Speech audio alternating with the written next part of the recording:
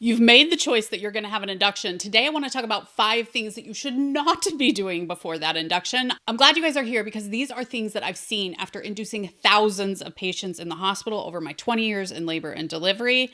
And in fact, they're things I also learned when I had my own induction on my last baby. So let's jump into it. Really quick, if you're still like, I haven't decided if an induction's right for me, I actually have an induction checklist that you guys can check out. I'm going to link it down below. It's things to go over with your provider so that you're prepared in case you have an induction. Okay, the first thing not to do if you're having an induction is to pack a ton of luggage. Lots of people like to pack these giant suitcases for labor and delivery. And I'm here to tell you, you really don't need that many things for labor and delivery. Now, if you are having an induction, I do recommend that you have a few more amusement things. Make sure to bring a tablet. I love it when patients bring like decks of cards. Make sure that their, phone is loaded with some of their favorite tunes, but you don't need like all this different stuff to come into labor and delivery. If you're looking for the essentials to put in your hospital bag, I actually have that. I'll link it down below. As a note, with an induction, one of the best things is that you have all that time to pack your bag. I'm just here to say, don't use that time to throw in the kitchen sink, if you know what I mean. This is actually from a full post on my website. I'm going to link it down below for you. The next one is to stop watching social media about induction. There are so many fear-mongering induction videos out there on social media. And yes, I am on TikTok. I film induction videos trying to give helpful information, but the reality is on social media, you really just don't get the full picture. You don't get the beginning to the end. You can't learn about everything.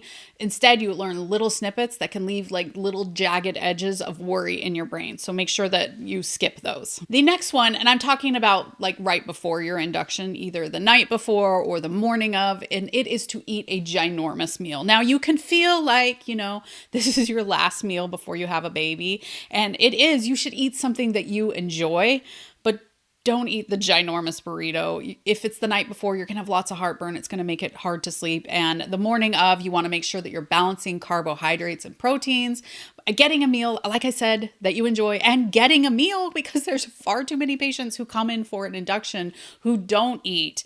I'm just saying you don't want this giant, like the farmer's breakfast. You want a good meal, just not one that's going to leave you feeling super full because you may end up seeing that again during your induction. The next one is to keep trying to go into labor. Now, maybe labor will just happen. I can't tell you how often that I hear contractions started a couple hours before we were supposed to come into the hospital. But, I see all these people who are like, oh, I'm going to work really hard to trying to go to labor before my induction. And in fact, Hilary tried those things. But why? If you've made the choice to be induced and you're being induced soon, just let the hospital do it. Those are the only proven ways to put you into labor safely. You're paying for the hospital, just let them do it. Don't put all your effort into trying to go into labor when you could be doing other things, getting some freezer meals ready, preparing your house, or just sitting down and enjoying some Netflix and some frozen yogurt. Be good to yourself. Don't try and make yourself go into labor because the reality is that really doesn't happen all that often. And if you're looking for ways to go into labor, I actually have a video about it. I'll link it down below. Okay, the next one is to stay up and worry all night long. So normal. You're worried about what's going on. And in fact, one of the pro tips that I have is to ask your provider if there's anything you can take the night before so that you can actually get a full night's rest. They may offer you a sleeping pill, like a 1-dose sleeping pill that you can take for the night before, or they may offer something over the counter that you can take. But if you are a person who has a hard time sleeping because you're a worrier, I think that's a smart thing to do. I wish that I had done it. And when I have patients in the hospital who are being induced and are still able to sleep, I actually ask the provider for one of those orders just in case the patient is having a hard time sleeping. Sleep is so important. You're going to be sleep deprived after you have the baby. So when you can sleep during labor or before your induction, I think it ends up being a big win and can help fill up your gas tank so that you have a better labor and birth. And pro tip, if you're worried about your induction, make sure that you're getting prepared.